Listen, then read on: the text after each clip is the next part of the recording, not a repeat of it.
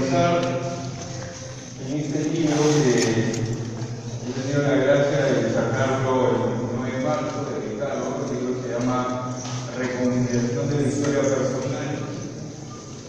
Y es obvio, digamos, que para vivir la virtud, para vivir la alegría, para vivir la castidad, la pureza, es fundamental la reconciliación de la historia personal. Y es fundamental también, entonces, reconciliar las heridas afectivas. Por eso, digamos, la invitación del padre y el equipo, digamos, de Opción B, ante este tema, digamos, de las heridas afectivas, que es tan importante, tan vigente, tan real, tan actual para cada uno de nosotros, ¿no? Entonces, lo que yo voy a hacer es dar una charla que no pretende ser una charla magistral, sino que pretende, digamos, la participación de ustedes en 2 momentos, digamos.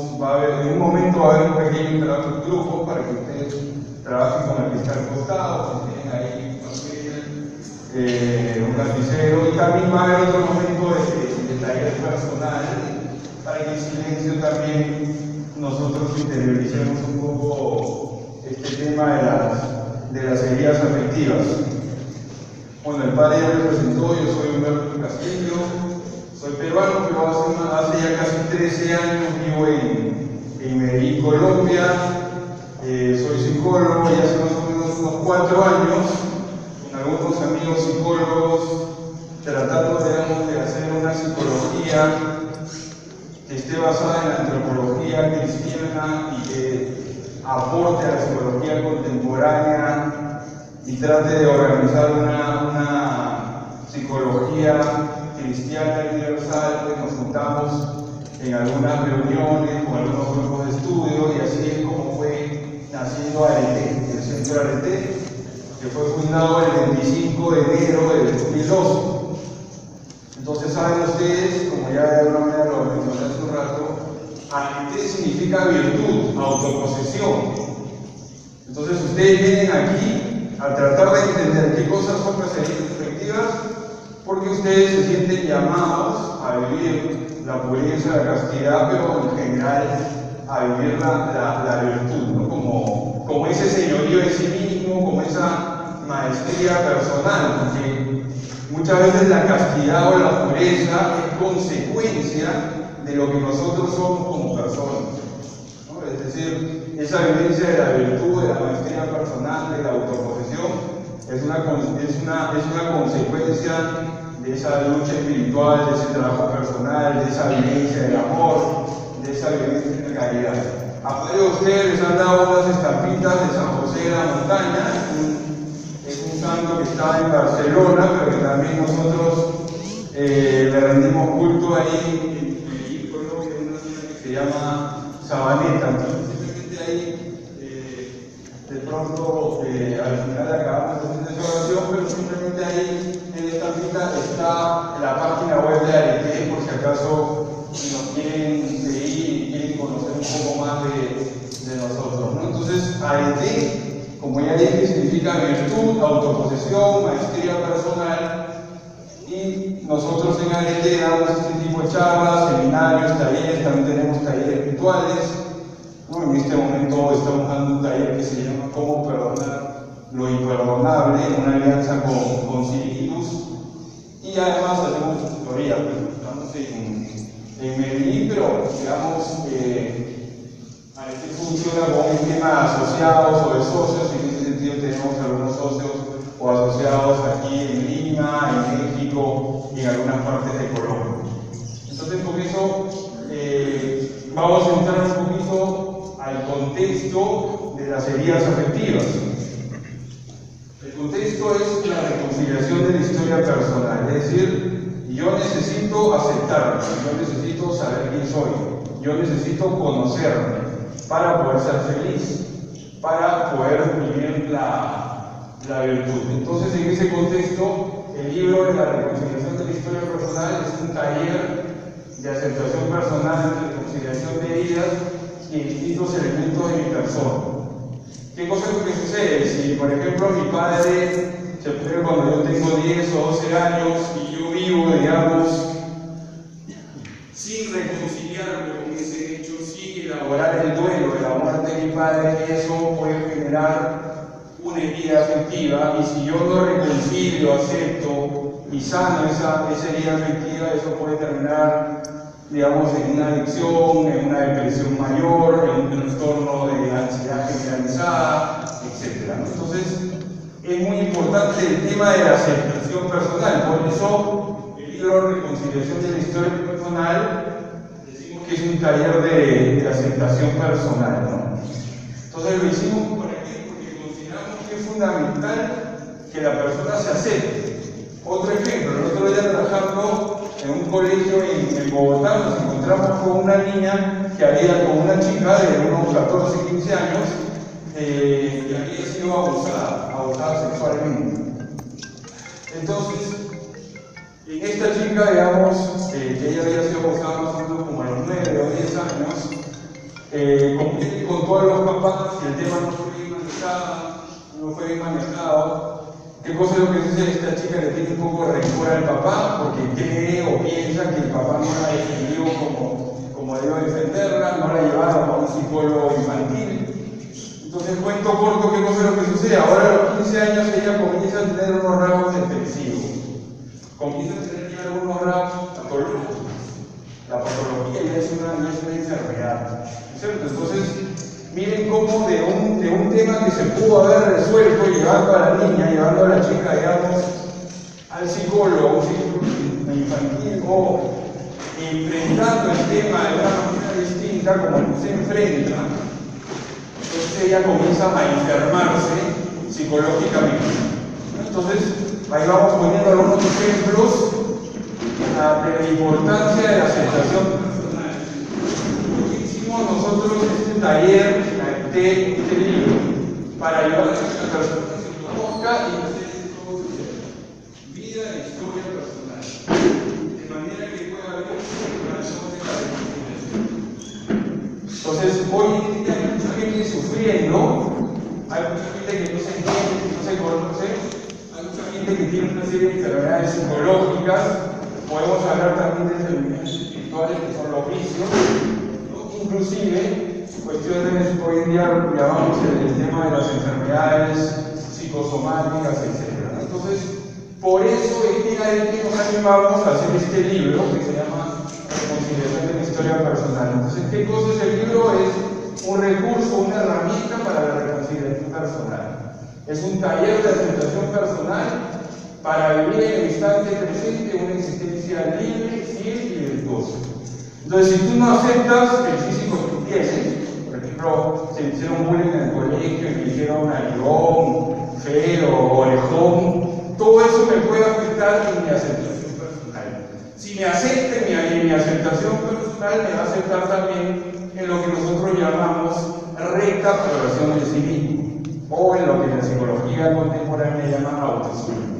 Entonces, yo diría que el tema de la aceptación personal es como el corazón de la recta valoración de sí mismo. Y esa aceptación de sí mismo y esa recta valoración de uno mismo es obvio que son fundamentales para vivir la reconciliación de mi historia personal. Entonces, eso es importante. Hago una presentación del libro, pero no sé todos los están viendo ahí afuera. Acabamos de hacer una reimpresión para aquí, para el Perú, porque el libro fue impreso en Colombia, pero acaba de salir una reimpresión para Lima, y estamos para cualquier persona que haya venido aquí a esta charla, lo hemos rebajado un poquito, está a 35 soles. Entonces, quien quiera aprovechar esa pequeña oferta, bueno, ahí está. Entonces, ¿cuál es el objetivo de este libro? Y con esto, después de esta introducción, ya hay de heridas afectivas.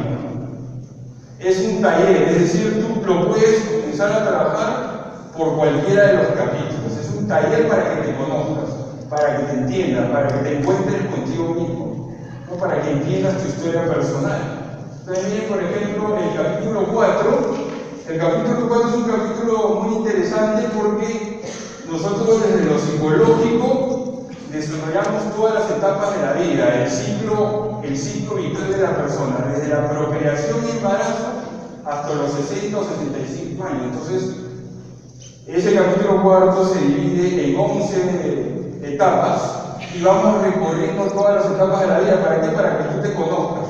Pero ojo que cuando hablamos nosotros de un conocimiento personal, estamos hablando de un conocimiento integral, es decir, no solamente ver lo malo, lo feo, podríamos decir, digamos, lo pecaminoso, no. Es un conocimiento integral. Entonces, el capítulo 4, que dice el ciclo vital, en el fondo es un desarrollo de la psicología del desarrollo, ¿no? Entonces, a veces yo he empezado a trabajar con una persona que dice procreación y embarazo, no conozco a mi papá, ¿no? O otra chica que me viene a mí en este momento dice, yo he visto a mi papá solamente 2 veces y ni siquiera tengo sus apellidos. Pero ¿sabes qué? Humberto me dice, él normalmente me llama los 24 o el 25 de diciembre borracho, a decirle que quiere. Entonces se dan cuenta lo importante que es ir a nuestra historia personal, porque obviamente una ausencia emocional paterna o una ausencia física, ¿no? O también una violencia intrafísica a la persona. Entonces, el capítulo 4 es el ciclo vital, psicología y desarrollo. El capítulo 5, que es el que vamos a abordar ahora, es el tema de las heridas afectivas, y ahora simplemente lo menciono porque es lo que nos vamos a empezar. El capítulo 3 es un capítulo donde se habla de la aceptación, y eso también lo vamos a tocar un poquito en la misma, es decir, qué cosa es la aceptación personal, qué cosa es el perdón y qué cosa es la reconciliación. Entonces, miren que tú puedes empezar con el capítulo 4 a recorrer distintas etapas de tu vida con cuestionarios, con preguntas. ¿Para qué? Para conocerte integralmente, ¿no? Una vez me pasó que a consulta llegó una persona de unos que tenía 35 años. Ella decía que estaba triste, estaba teniendo problemas en su familia, estaba teniendo problemas en el colegio, que fue algo así general. Entonces le dije, bueno, vamos a recorrer todas las etapas de tu vida. Y fuimos recorriendo, y miren que la herida, por llamarlo de alguna manera, en el momento que le genera toda esta crisis, que es una crisis también con algunos elementos depresivos, estaba en los 33 años, donde esta persona había sido manoseada por un médico, ¿no? Entonces, claro, a ella le había dado pena o vergüenza comenzar este tema, y recorrimos todas las etapas de la vida hasta llegar a los 33 años, donde surge este momento que a ella le molesta, le fastidia, que la trauma un poco, no sé, que le genera algunos problemas de ansiedad y también depresivo, ¿no? Entonces, uno puede empezar por el capítulo 4 o por el capítulo 5, porque en el capítulo 5 también hay varios cuestionarios, ¿no? Y luego de ahí se va al capítulo 3, y miren que en el capítulo 6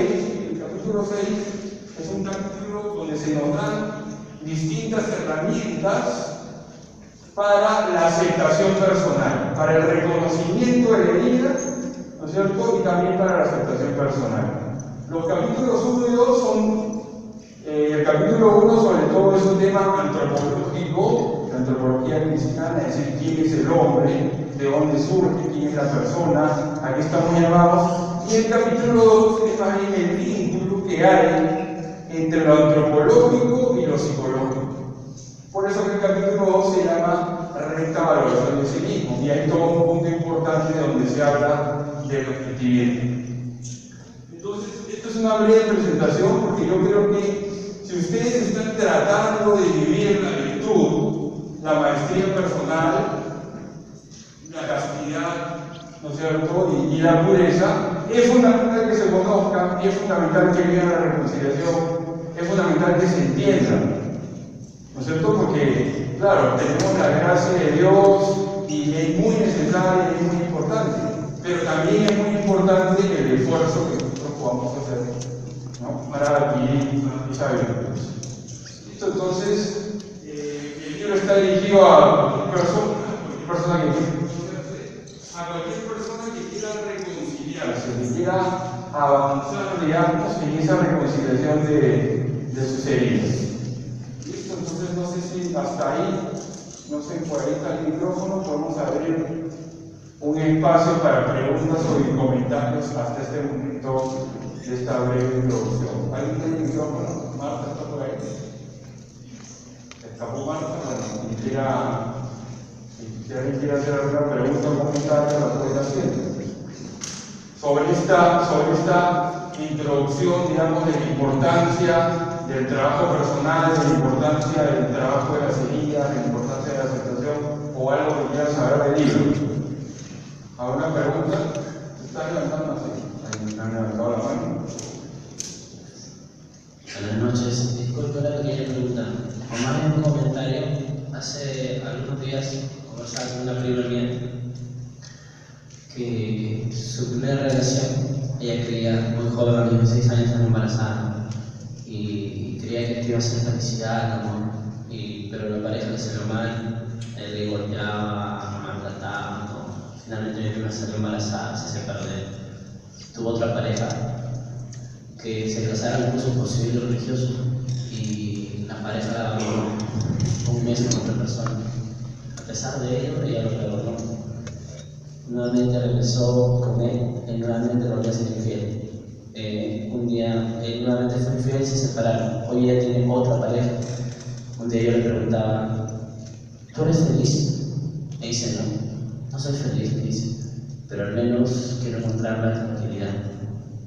¿A qué se podría deber eso? O sea, ya se ha resignado previamente a querer ser feliz, ni siquiera aspira a poder serlo, sino quiere simplemente encontrar la tranquilidad. Sí, muchas gracias. Bueno, eso me da pie para, dentro de un momento vamos a hablar de este tema de la afectividad, que es un tema fundamental, que es justamente donde se generan las heridas afectivas. Entonces, hoy en día las personas se lanzan a tener sexo sin estar maduras. Porque para tener sexo no solamente hay que tener la edad de la pubertad a la adolescencia, donde uno hormonalmente pues, ya tiene la excitación sexual o el deseo sexual. Que un adolescente o una chica o una niña, digamos, ya pueda concebir o ya sienta el deseo sexual no significa que esté preparada o que esté preparado para tener sexo, porque nosotros sabemos que el ser humano es una unidad biopsicoespiritual. Nosotros somos una unidad inseparable biopsicoespiritual. Entonces, no solamente hay que estar preparados físicamente, sino que hay que estar preparados también psicológicamente, afectivamente, podríamos decir, y también espiritualmente. Entonces, hoy en día una chica que es iniciada sexualmente joven, digamos 13, 14, 15 años, ¿no es cierto? Eso le puede dejar una herida afectiva, ¿no es cierto? Y si ella no madura afectivamente, como también vamos a ver, más adelante ella comienza a repetir el esquema.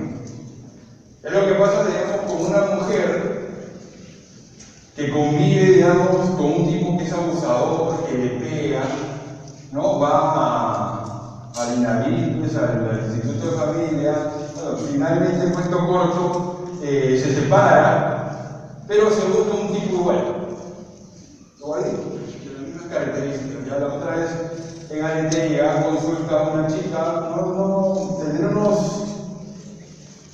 23, 24 o antes, ya había llegado otra, un poco, me llevaba más años, y ella decía, Humberto, yo no sé por qué a mí se me pegan este tipo de tipos, ¿no?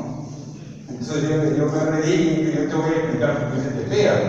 Pero es que no es que se te pegue, es que tú lo buscas. Porque tú lo buscas así desde tu dependencia emocional. O sea, estas personas tienen un autoesquema de abandono, de pronto por que no tienen papá o una ausencia emocional paterna o cualquier cosa de ese estilo.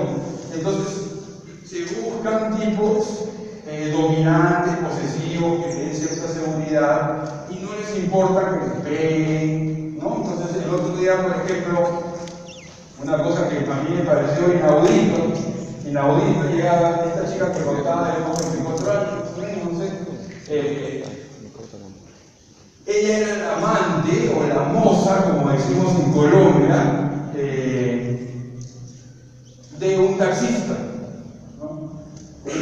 el taxista, cuando la chica quería estar con él un día sábado, donde él trabajaba, más o menos el taxista se gana pues, unos 100.000 pesos colombianos, podríamos decir unos $40 el día, unos $50. Cuando esta chica quería estar con él, ¿no? Le tenía que pagar, o le tiene que pagar. Así de descarado, digamos, el tipo. Obviamente a mí me llamó mucho la atención y me dio mucha pena, mucho pesar, ¿no? Porque le tiene que dar sus 100.000 pesos para poder hacer. Tienen ese esquema de dependencia emocional. Eso es porque hay una inmadurez afectiva. Eso es porque hay una o varias heridas afectivas. Eso es porque hay un desmanejo afectivo. Y hoy en día vivimos en una sociedad, y nosotros somos hijos de esa sociedad, donde hay bastante inmadurez. Por eso es que la gente se lanza al tema de la sexualidad, de la genitalidad, y se vuelve un círculo vicioso.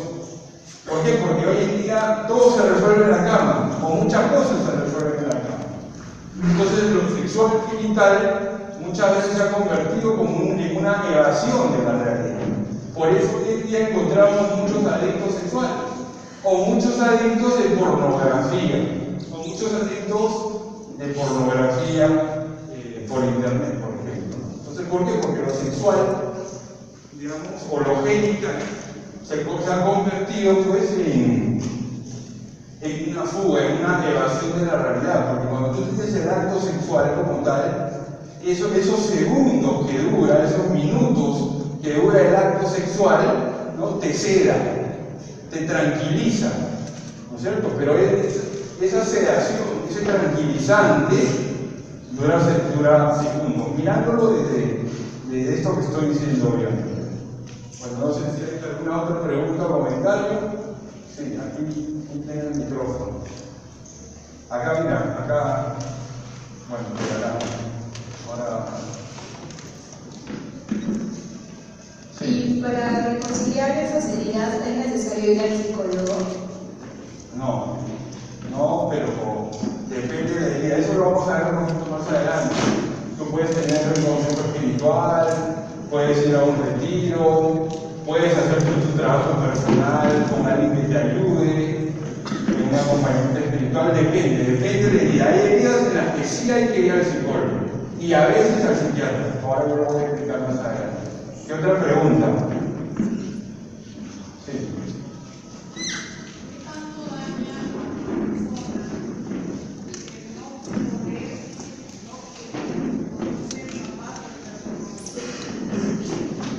Bueno, o sea, quien no acepta el problema lo niega.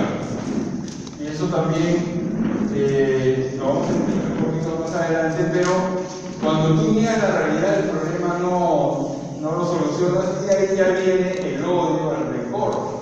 Entonces, si tú como ser humano has nacido para ser feliz y para amar, si odias, tienes resentimiento, es obvio que te vuelves un amargado, ¿no es cierto?, un resentido, y eso va a permear tu vida. Entonces, cuando nosotros en el libro hablamos, lo primero hablamos del reconocimiento, lo segundo hablamos de la aceptación personal y lo tercero es el perdón. O sea, son como tres dimensiones importantes. Entonces, bueno, vamos a pasar al siguiente, en todo caso, ahí volvemos a dar un espacio de preguntas. Yo quisiera que conversen con el costado, máximo en grupos de 3, así, durante 3 o 4 minutitos sobre qué idea tienen ustedes de lo que es una herida afectiva. Para entrar al tema de ¿qué es? Esa es la pregunta, y no les estoy tomando examen, nada, sino es para verlo saber en previo, con qué idea tienen, para hacer una lluvia de ideas. ¿Qué cosas son las heridas afectivas? Conversen con el costado sobre ellas.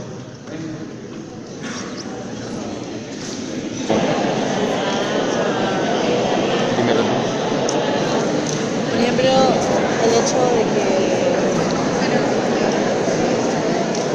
algo más espiritual, por ejemplo, que desde chiquita tu papá, o sea, nunca has tenido como que una figura paterna, o tu papá ha sido muy estricto contigo, y entonces esa idea, cuando uno mira a Dios Padre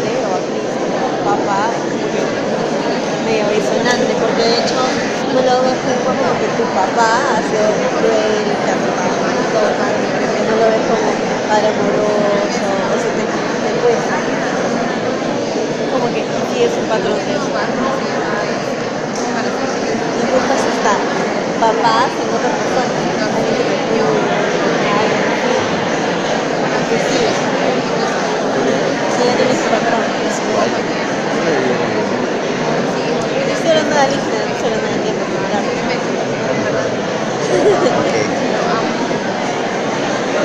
Pero, o sea, por ejemplo, tú qué queridas sería creo que eso es más bien. Tendría que hacer un análisis de todo. De hecho, Enojo, no sé si enojo. sentimiento, sí. Porque para tener enojo tendría que tenerlo presente todo el tiempo y decir, por culpa de fulano, ¿no? Dejé de hacerlo hace muchos años. O sea, lo hiciste por un tiempo. Lo hice cuando era adolescente. Pero después dije, yo no sé en sí cuáles habrán sido los problemas que hayan pasado entre mi mamá y él para que se separen. O sea, no sé por qué, o sea, no tengo una razón, porque yo no conozco una razón precisa de ello. No tengo por qué guardarle ningún rencor. Inclusive, sé por mi mamá que él es músico. Mentira. Oh, ya sabemos. Y el único de los Asters de mi familia, o sea, entre mi hermano y yo, el único músico soy yo. O sea, de hecho no. Hay muchas cámaras. ¿Eh? Hay muchas cámaras. Mauricio representaba eso. Hacer como una introducción al tema de heridas afectivas. Entonces, si quieren dar sus aportes, somos muchos, la verdad, muchísimos. Entonces, vamos a asumir algunas respuestas para ir entrando en el tema. ¿Quién quiere aportar sobre el tema de heridas afectivas? ¿Qué es una herida afectiva? ¿Quién? Por aquí adelante. Anda mirando por allá, va adelantando la partida. Puede ser un evento que ha sucedido en tu vida, que ese evento no te deja avanzar, no deja desarrollarte como persona, un impedimento para que puedas crecer. Listo, entonces es un evento, es un acontecimiento que se puede tener un obstáculo para crecer. ¿Quién va a sacar esta Juguete de gato. intervención? En primer lugar, buenas noches. Nosotros creemos que son vacíos, son huellas que se han suscitado en nuestro desarrollo emocional en el pasado y que nos pueden seguir afectando en el presente y que es un potencial riesgo en el futuro al momento de tomar decisiones. Puede influir mucho. Y que si no trabajamos en eso es un potencial riesgo, no nos puede afectar en la toma de decisiones que tengamos. Listo, muy bien. Vacío, huella, ¿alguien más? Como cebra. Levante la mano, a ver. Por ahí había, allá no se Todos tenemos alguna idea de lo que es esta herida afectiva. Algunos le llaman también heridas emocionales. Ahora vamos a ir aclarando ahí sinónimos. A ver, por ahí al fondo, una intervención. A ver, buenas noches. Conversando con mi compañero, le comenté que, bueno, las heridas afectivas, al menos para mí, serían todas aquellas secuelas, inseguridades que va arrastrando la persona que se dieron a partir de un evento negativo. Es decir, no sé, pues, traicionaron afectivamente una pareja, entonces esta persona va a arrastrar esa inseguridad. Listo, muchas gracias. Ahí vamos a tener que distinguir si que la herida es la causa, es decir, por donde empieza, o es la consecuencia, ¿no? Para poder distinguir exactamente. Un par de intervenciones más, sí. Buenas noches. Pienso también que herida afectiva es algo que nos ha marcado en nuestra vida y que en el momento sufrimos, sí, pero no lo atendemos adecuadamente y transcurre el tiempo pensando que ya hemos superado esa herida y nos pasan otros acontecimientos que igual nos dañan y no no pensamos que realmente son heridas afectivas que tenemos y que no la hemos tratado adecuadamente, ¿no? O sea, son vacíos que nos han marcado la vida, ¿no? Listo, muy bien. Ahí entonces es algo que nos marca, que nos influye. Ahora vamos a aclarar un poquito más. Una última intervención, ¿hay más? Acá del micrófono.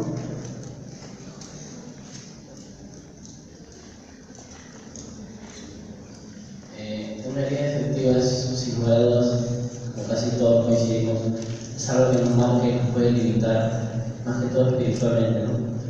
Las malas experiencias en la vida nos causan grandes depresiones. A veces las malas experiencias en la vida ocasionan que seamos personas amargadas, tristes, pesimistas, o sea, desilusionados. Incluso algunas personas es tan mala su experiencia que hasta se suicidan. Sin lugar a dudas, no saber perdonar a quien nos ocasionó la herida nos causa más problemas a nosotros que a quien nos perdonamos. Listo, muchas gracias. Entonces vamos a entrar ahora ya probablemente a heridas afectivas.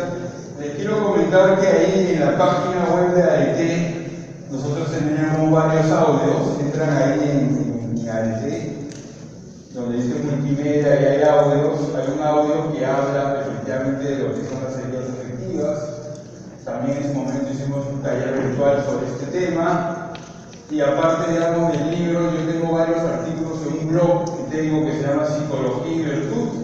Ahí pueden encontrar un artículo de aceptación personal, otro artículo de heridas afectivas que lo acaban de subir también a una página que se llama C Global. Entonces, como para que puedan profundizar y quieren ver que yo les mande material o les mande las diapositivas, con mucho gusto, ahí nos escriben en la página, o si no después recogen acá las tarjetas que tenemos, porque entiendo, digamos, que una charla de una hora y cuarto, digamos, es como un abrebocas, digamos, es como una introducción a estos temas tan importantes. Entonces, y obviamente ahí en el libro se desarrollan con detalle varios de estos temas. Bueno, entonces, para hablar de lo que es la herida afectiva, en primer lugar tenemos que hablar de lo que es la afectividad. Y para vivir cualquier virtud, o una virtud tan importante como es la castidad, ¿no es cierto? Hay que vivir la madurez afectiva. La vivencia de la castidad, la pureza, yo diría que es una consecuencia de la vivencia del amor, la vivencia de la caridad. Entonces, ¿por qué es importante entender qué cosa es la afectividad? Entonces, esto de aquí no se ve mucho, pero simplemente me sirve a mí para recordar. Mire, yo les recomiendo un autor, un psiquiatra español, que se llama Enrique Rojas. Entonces, para el tema que ustedes manejan y que les llama la atención en la opción B, el libro Los lenguajes del deseo de Enrique Rojas es muy bueno. Inclusive eso lo encuentran en Word o en PDF. Los lenguajes del deseo de Enrique Rojas. Enrique Rojas también tiene otro libro sobre estos temas que se llama El amor inteligente. El amor inteligente de Enrique Rojas o los lenguajes del deseo, para entender el tema afectivo, el tema emocional, ¿no? Que como digo, son una preparación para vivir la virtud y para vivir la pureza y la castidad. Entonces, Enrique Rojas, ¿cómo define el tema de la afectividad? Enrique Rojas lo define como que la afectividad es la capacidad de resonar interiormente, es la capacidad de vibrar interiormente. Entonces, esta es una buena definición de lo que es la afectividad, porque cuando nos preguntan a nosotros qué cosa es la afectividad, todos vamos a decir capacidad de dar cariño, capacidad de amar, sí, eso también es, pero lo primero que vamos a decir es que la afectividad es la capacidad de vibrar interiormente. Si en este momento, por ejemplo, se comienza a dar un temblor aquí en Lima, todos vamos a reaccionar de manera distinta. Algunos van a salir corriendo, otros se pondrán a rezar, otros se quedarán estáticos mirando el techo. Todos vamos a reaccionar de acuerdo a nuestra afectividad. Pero nos tiene que quedar claro que todos los seres humanos tenemos afectividad y todas las personas somos afectivos. Las mujeres vivencian la afectividad de una manera distinta a la de los hombres. Pongo un ejemplo sobre eso. Una chica me cuenta que terminó con su novio, con el enamorado, un sábado en la noche, y ella siente la necesidad de llamar a sus amigas. Como es sábado en la noche, la mayoría de la gente que está en una fiesta, rumbeando o lo que sea, digamos, a ella le cuesta encontrar a sus mejores amigas. Llama a dos, no la encuentra, hasta que ya la tercera amiga que llama la encuentra. Pero fíjense que esta niña, que esta chica no estaba en crisis, ni estaba mal, simplemente porque ella decidió terminar al chico. Entonces, cuando ella decide terminarle al chico, bueno, lo determina, pero desde su afectividad, desde su emotividad, desde su manera de ser, esta chica, esta niña, siente la necesidad de contárselo a alguien, de expresarlo. Bueno, ese es un ejemplo claro de cómo es la afectividad femenina. ¿Qué cosa hace el muchacho? Se mete al Facebook, pone ahí, está, ¿cómo se llama? Soltero. Y no le cuenta a nadie hasta los próximos 4 días. A todos los varones que estamos acá, ese comportamiento, esa conducta nos suena muy nuestra, ¿no? No es que el chico, no es que el muchacho no esté sufriendo, está sufriendo mucho, porque a él le han terminado. Él es el que está sufriendo. Sin embargo, él se lo reserva, no se lo cuenta a nadie. Hasta que va a su grupo juvenil, que fue el sábado, el martes, un miércoles, y recién le cuenta a él, no, y lo cuenta como si no hubiese pasado nada. Ah, sí, terminé con fulanita, me terminaron. Él de pronto está avergonzado, su orgullo masculino pues está vuelto nada, etcétera, etcétera. Pero él no lo dice. Mientras que la chica el sábado llamó a 5 de sus mejores amigas, claro. A 2 o 3 no las consiguió hasta que consiguió a alguien aquí compartiendo. Y eso viene no solamente desde lo psicológico, sino viene inclusive desde lo hormonal, desde lo físico. Esas necesidades personales. Entonces, ¿para qué digo todo esto? Para que todos entendamos que todos tenemos una afectividad. Todos somos afectivos. Entonces Enrique Rojas dice que la afectividad es la resonancia interior, es la vibración interior. Entonces en este entorno afectivo hay emociones, hay sentimientos, hay pasiones, hay ilusiones. Eso lo encuentran muy bien en los dos libros que yo he mencionado, ¿no? Y también, digamos, en las diapositivas, pero no sé muy bien, pero yo les puedo mandar las diapositivas. O en ADT trabajamos con esta definición de lo que es la afectividad. Por eso dice que la afectividad es un universo emotivo formado por un sistema complejo de sentimientos, emociones, pasiones, motivaciones, ilusiones y deseos. Entonces, ese es un tema importante. Pero bueno, entonces, hasta ahí qué cosa es la afectividad realmente. Pero ¿qué resulta entonces? Que cada uno de nosotros estamos invitados a la madurez afectiva. Entonces, si la afectividad es esa capacidad personal, visto más desde lo psicológico, desde una dimensión espiritual nosotros podemos decir también, bueno, la afectividad es capacidad de amar. Es capacidad de donarnos, capacidad de entregarnos.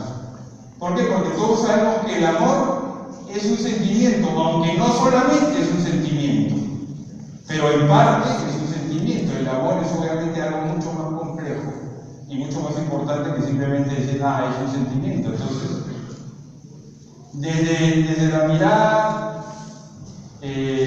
más integral del ser humano, podemos decir también que afectividad es capacidad. Con esto quiero decir yo que todos los seres humanos estamos invitados a la madurez afectiva. Lo cierto es que por distintas razones, muchas veces más bien somos inestables afectivos, hacemos lo que nos provoca, hacemos lo que nos gusta, hacemos lo que nos da la gana, o muchas veces vivimos la dependencia emocional, o muchas veces vivimos según el capricho, según el engreimiento. Entonces todos son como problemas que se dan en nuestra afectividad y que impiden que nosotros seamos maduros afectivos. Y por tanto, eso es un obstáculo para vivir la relación. Entonces, frente a todo esto, yo voy a leer lo que dice ahí. La madurez afectiva implica que la persona despliegue sus dones y capacidades amando a Dios, a sí mismo y a los demás. Este tema hoy en día es muy importante. Se percibe mucha gente deprimida, triste, sin un sentido en su vida. Hoy en día se ven muchas distorsiones afectivas, desórdenes emocionales o incluso desviaciones sexuales que, como sabemos, pueden tener su raíz en lo afectivo. Entonces, ¿qué cosa es la madurez afectiva? Y eso no sale ahí, vale la pena que lo anoten. Entonces, la madurez afectiva es la armonía interior, la armonía que yo logro entre lo que pienso, siento y cómo me comporto. Entonces, la madurez afectiva es ese equilibrio, esa armonía que yo vivo entre mi manera de pensar, de sentir y de actuar. Entonces, la madurez afectiva implica una vivencia de la virtud. La madurez afectiva implica que yo avance en mi capacidad de amar, en mi capacidad de expresar mis sentimientos. Hoy en día hay mucha gente inmadura, gente que puede tener 50 años, pero se comporta como si tuviese 20 o 25. Porque no han madurado efectivamente. Esa gente que se casa o que comienza a convivir con alguien y a los meses dicen, bueno, no, ya no te quiero, ya no te amo. ¿No? O a veces también pasa en la vida consagrada o pasa en el sacerdocio. ¿No? Se ordenan de sacerdote de curas y a los 2 años están pensando en dejar el sacerdocio. Eso no es porque Dios se le reveló pues, en el Santísimo ese día, ¿no? O porque tuvo una aparición de la Virgen y fue algo extraordinario. Eso, tanto la infidelidad en el matrimonio como la infidelidad a una vocación como la vida consagrada al sacerdocio, es porque la persona no está madura efectivamente, no ha madurado, no ha quemado sus etapas, no ha vivido la reconciliación en su historia personal. Entonces, es muy importante entender qué es la afectividad y entender que estamos invitados a vivir la madurez afectiva. Entonces, las heridas afectivas también son un obstáculo, un problema, podríamos decir, dentro de nuestra afectividad. Las heridas afectivas, que ahora vamos a desarrollarlas un poquito más, muchas veces impiden que nosotros seamos maduros afectivamente. Cuando estuvimos haciendo el libro, nos encontramos con esta cita en otro libro de Enrique Rojas, que dice lo siguiente: el hombre maduro es aquel que ha sabido reconciliarse con su pasado, ha podido superar digerir e incluso cerrar las heridas del pasado, y a la vez ensaya una mirada hacia el futuro prometedor e incierto. Ahí interferencia en esta experiencia se me escucha mejor. Entonces, miren, el hombre maduro es aquel que vive la reconciliación en su historia personal. Es aquel que ha sabido digerir sus heridas. Entonces, el maduro es el que reconcilia sus heridas y el que reconcilia su afectividad. Entonces, esa cita la encontramos y yo creo que fue prevencial porque dice: ha podido superar, digerir e incluso cerrar las heridas del pasado y a la vez ensaya una mirada hacia el futuro prometedor e incierto. Entonces, ¿por qué estoy haciendo esta introducción? Porque es muy importante que conozcamos nuestra afectividad. ¿Soy emotivo o soy menos emotivo? ¿Qué tipo de pasiones tengo? ¿Cómo ha sido mi vida afectiva? Porque no es lo mismo que yo conozca a mi papá o que no lo conozca. No es lo mismo que mi padre sea un padre ausente o un padre borracho o un padre abusador. No es lo mismo que mi madre sea una madre dominante, sobreprotectora o una madre ausente. Obviamente nosotros no le vamos a echar la culpa a nuestros padres, porque todos estos temas que estoy señalando nos influyen pero no nos determinan. Es decir, si mi padre es borracho o golpeador, yo no tengo por qué serlo, no necesariamente voy a serlo así. Pero obviamente sí me influye. Por eso es muy importante el tema de la historia personal y de la reconciliación de la historia personal para la madurez afectiva y la madurez emocional. ¿Listo? Entonces, si quieren de pronto 2 o 3 preguntas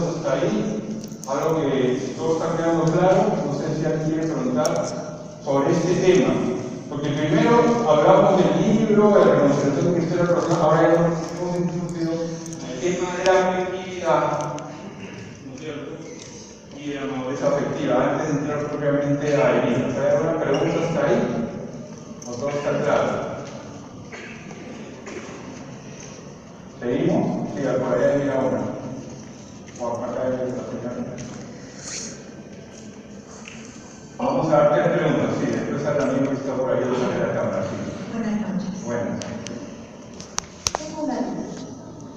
¿Hasta qué punto puede ser, puede afectar a una persona que ha crecido con la ausencia del padre en el momento de empezar a vivir ya una edad donde puede empezar a tener pareja, ¿no? Enamorarse?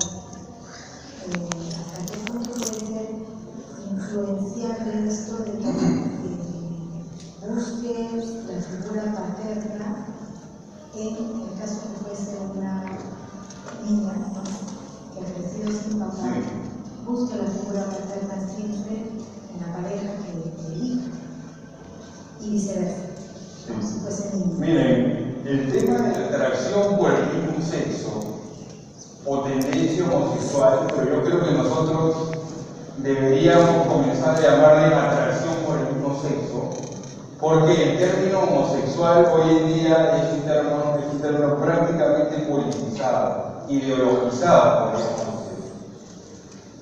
Porque atracción por el mismo sexo puede ocurrir en la pubertad, puede ocurrir en la adolescencia, y no define que la persona se vaya a inclinar por esa tendencia, digamos. Entonces, eso es como introducción al tema, pero digo, la atracción por el mismo sexo o tendencia homosexual para varias escuelas psicológicas son definidas como un síntoma de una herida afectiva. Con lo cual, todo lo que nosotros estamos hablando es el trabajo previo para explicar por qué muchas veces se da la atracción por el mismo sexo. Porque miren, para la atracción por el mismo sexo hay tres elementos fundamentales: ausencia emocional paterna, sobreprotección materna y hipersensibilidad de la persona. Son personas muy sensibles. Entonces no estoy diciendo que todos los que sean hipersensibles, madre sobreprotectora y ausencia emocional paterna tengan atracción por el mismo sexo. No estoy diciendo eso, pero estoy diciendo que todos los casos que yo he visto en los últimos 5 años, que por lo menos llegan unos 80 casos, yo no he encontrado ningún caso que sea distinto al que esté mencionando, inclusive en el caso de mujeres. Tengo un caso, por ejemplo, hay un caso de una chica que yo atendí como 14 meses, porque ella llegó, digamos, con atracción por el mismo sexo, pero no arraigada. Entonces, ¿qué había pasado y qué había sucedido? ¿No es cierto? El papá, que es diagnosticado con un trastorno de personalidad narcisista, se va a la casa cuando ella tiene 12 años, abandona la casa. Después de idas y venidas y muchos problemas. Con el tema de que la mamá prácticamente la pone a ella como sustituto del papá. Entonces, ¿qué cosa hace ella? Rechaza la figura paterna. Y al rechazar la figura paterna, rechaza la masculinidad.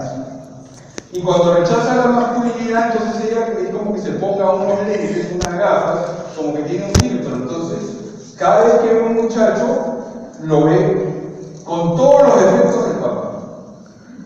Ahora, eso no la define sexualmente, porque, ojo, que la sexualidad no es solamente una preferencia sexual.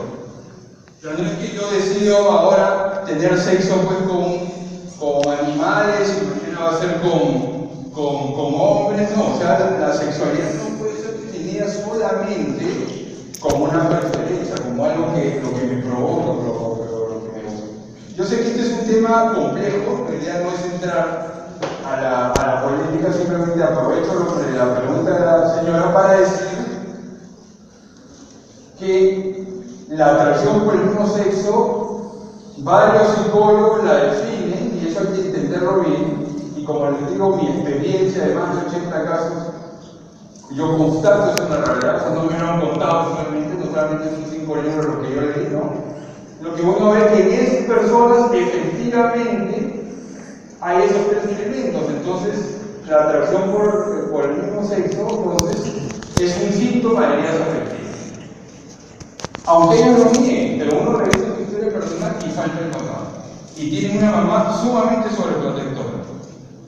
Como usted, digamos, es conocido, digamos, por esta mirada cristiana, podríamos decir, o católica, mucha gente llega muchas mamás que no entienden. Y no se imaginan ustedes lo sobreprotectoras que son las mamás de estos muchachos o de estas chicas, y no se dan cuenta. Él va a consulta y me están llamando, ay, ¿cómo le fue Humberto? ¿Y qué? No, miren, desde mi sentido profesional, yo no les puedo decir nada, por favor no me llamen, y me siguen llamando. A la segunda, tercera que me llaman, yo la cito a ella, le explico, y normalmente se le sugiere que la que vaya a psicólogo es también ella, porque es tan sobreprotectora, tan dominante. El otro día también llega una señora y dice, Humberto, lo que pasa es que estoy preocupada porque mi hijo de 32 años que vive en Bogotá me ha mandado un enlace de una película cristiana, ¿no? Donde el chico le dice a su mamá que es gay, ¿no es cierto?, que es homosexual, y como la mamá no lo acepta, se suicidó. Entonces me dice, ¿no será que mi hijo me está dando un mensaje parecido? Entonces yo comienzo a revisar la historia, y es un niño de 32 años, y ella me comienza a leer los chats, el WhatsApp, no sé, y yo le digo, perdón, ¿tú por qué le hablas a él como si tuviese 8 años, no 32? Entonces me comienza a contar la historia y me digo, mira, ¿sabes cuándo él ya optó por eso? Cuando se fue a la otra ciudad. Cuento corto, digamos, miren, el tema es que ella dice, a ver, ¿cómo es su padre? No, es que a él, su papá se muere, digamos, cuando yo estoy encinta. ¿Y saben dónde muere el papá? Donde la mano. Donde la moza, diríamos, en Colombia. Entonces, imagínense el rechazo que siente la mamá desde ese momento y mucho después por ese hombre. Y la historia no acaba ahí, sino que ella dice, bueno, ¿y cómo es el? Pues porque claro, como ella es viuda, ¿no es cierto?, que muere ahí, ella se casa con otro señor y dice, no, es que el padrastro, digamos, afectivamente es frío. O sea, es un buen papá, dice, pero no es muy efectivo. Entonces, miren, ahí hay 2 elementos. Rechazo de la figura paterna, lo que están preguntando, que ya he puesto varios casos, y además es un padre sustituto que no llega a sustituir desde el tema emocional y afectivo. Y ojo que miren, los padres históricamente han sido ausentes siempre, porque el padre es el que sale a trabajar.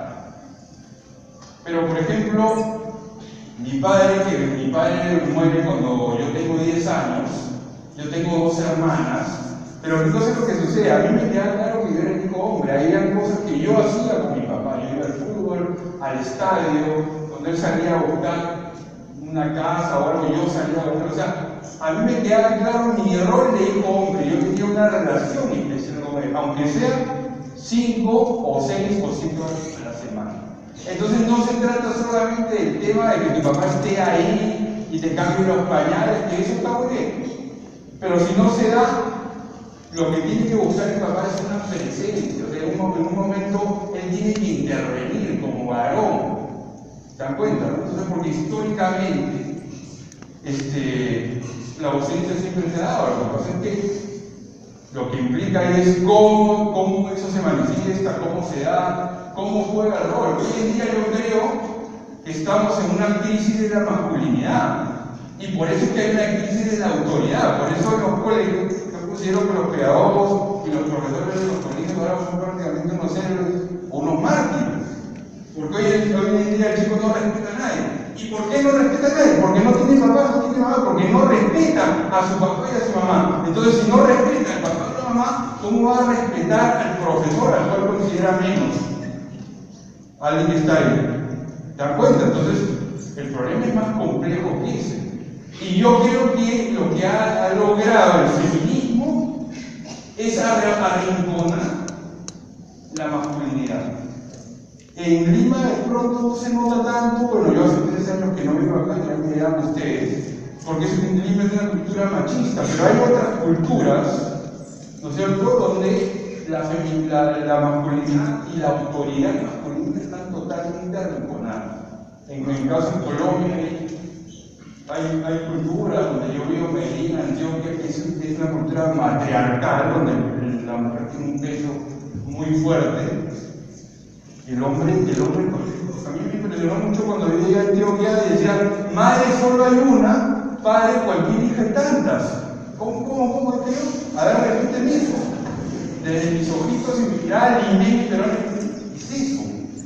¿Cómo que madre solo hay una? Efectivamente, ¿no? Y algunos dirán por ahí menos mal, ¿no? Madre solo hay una, pero entonces, y padre cualquier hijo hay tantas. O sea, significa que el hombre es un pobre tipo que no sirve para nada. No, eso no. O sea, miren la visión en esa cultura del hombre. Claro, entonces la mamá pues está por acá y muy bueno, excelente. Y eso que hay en Antioquia se caracteriza por tener a la familia como un valor fundamental. Bueno, entonces vamos a entrar a lo que son las heridas afectivas. ¿Cómo definimos la herida afectiva? Dice, es un choque o golpe en la afectividad de la persona que produce un daño duradero en todas sus dimensiones. Es un choque o golpe en la afectividad de la persona que produce un daño duradero en todas sus dimensiones. Entonces, ya sabemos que la afectividad, como se llama como liberación interior, entonces la herida es un golpe, un trauma. En esta diapositiva que no se ve bien dice la palabra herida, viene del libro traumatizar. ¿No? Entonces, herida es un trauma, es un golpe, ¿no? Es un choque en la afectividad de la persona. Entonces, nosotros en el libro definimos: dicha herida o trauma aflige, duele y atormenta el ánimo o psique de la persona. Existe. Se habla de un hecho o acontecimiento en la vida o historia de la persona que le produce dolor y sufrimiento. Entonces, ¿qué cosa es la herida? Es ese acontecimiento que es traumático, que le ha causado un dolor y un sufrimiento. ¿Listo?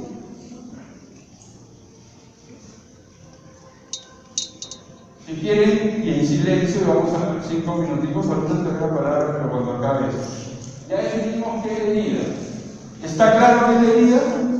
¿O tú querías preguntar eso porque no estaba claro la definición de herida? ¿O sobre otra cosa? Ya, después las preguntas al final. Entonces, miren, la herida es ese hecho traumático, ¿no? Ese acontecimiento que te ha causado dolor.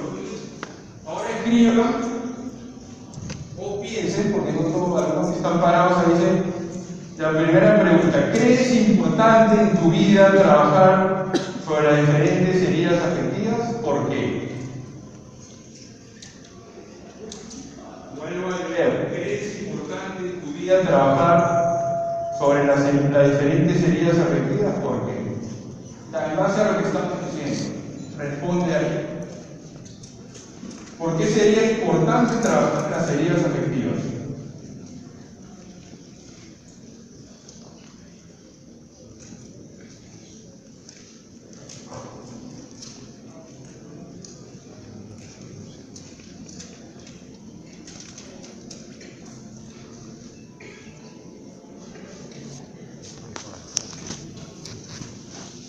Segunda pregunta,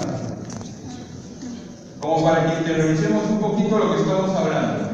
¿Hay algún acontecimiento, hecho que no hayas aceptado en tu vida? Vuelvo a decir, ¿hay algún acontecimiento, hecho que no hayas aceptado en tu vida? Escríbelo ahí, porque es importante que lo aceptes, que lo conozcas. Dice, hay en tu historia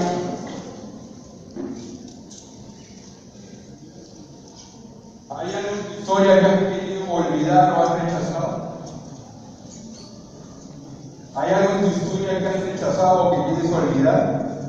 ¿Algo que te causa dolor o sufrimiento? Anótalo, porque probablemente es una herida. Y las heridas hay que aceptarlas, hay que reconocerlas. Entonces vuelvo a decir, ¿hay algún acontecimiento hecho que no hayas aceptado en tu vida?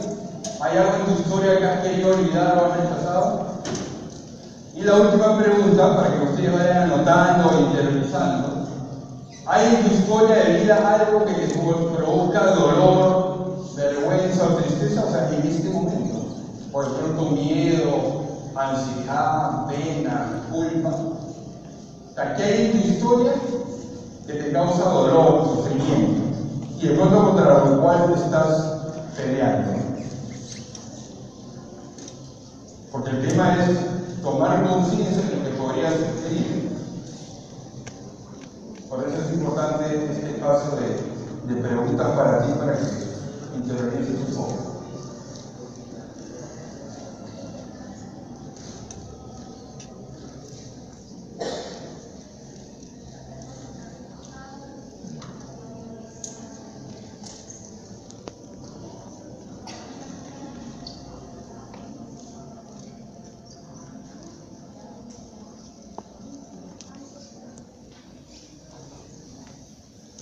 ¿Listo? Entonces miren, en el capítulo 5 se habla de las heridas afectivas. Entonces el capítulo 5 se divide en heridas afectivas familiares, que no las vamos a tocar ahora, es más, hace como un mes y medio que yo vine aquí en la parroquia, pero con un auditorio un poco distinto, yo desarrollé ese tema de las heridas afectivas familiares. Ahora estamos hablando de las heridas afectivas, ¿no? Pero sin embargo, cuando hablamos en el libro, cuando hablamos de las heridas afectivas, nos estamos refiriendo a las heridas que son causadas en el núcleo familiar. Es decir, las heridas que yo tengo como hermano, como hijo, ¿no? Las heridas que son mi papá, mi mamá, la relación con mis hermanas, con mis hermanos, etc.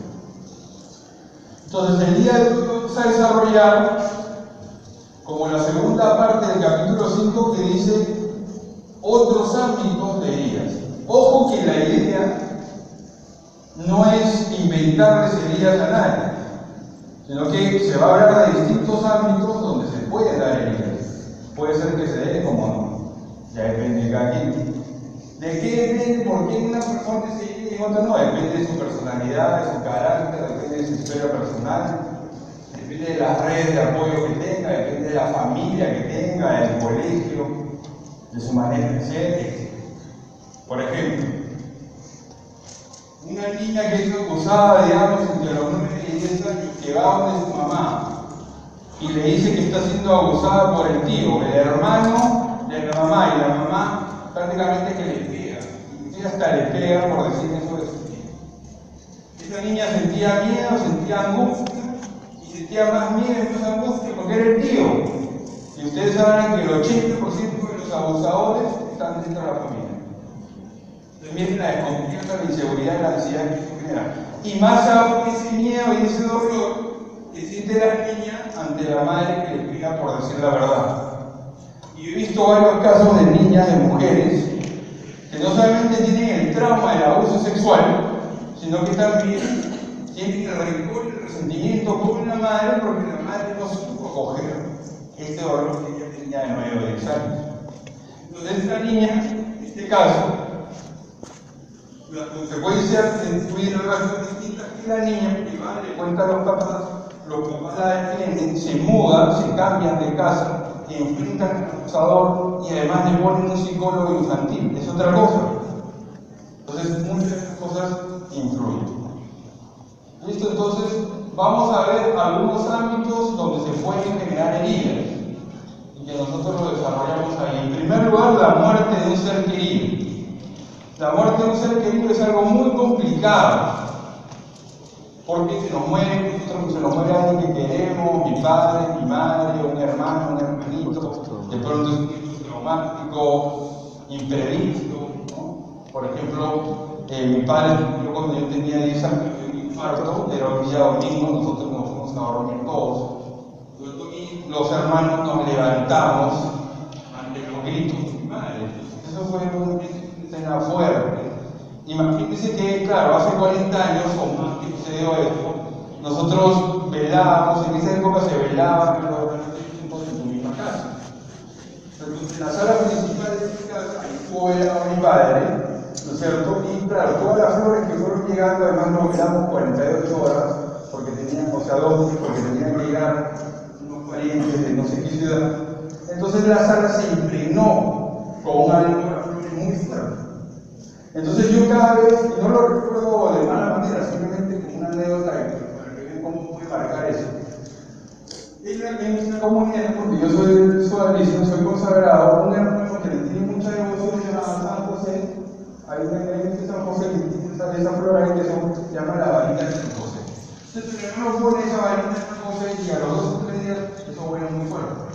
A él al hermano y es lo normal, es lo natural, digamos. Eso le huele muy rico.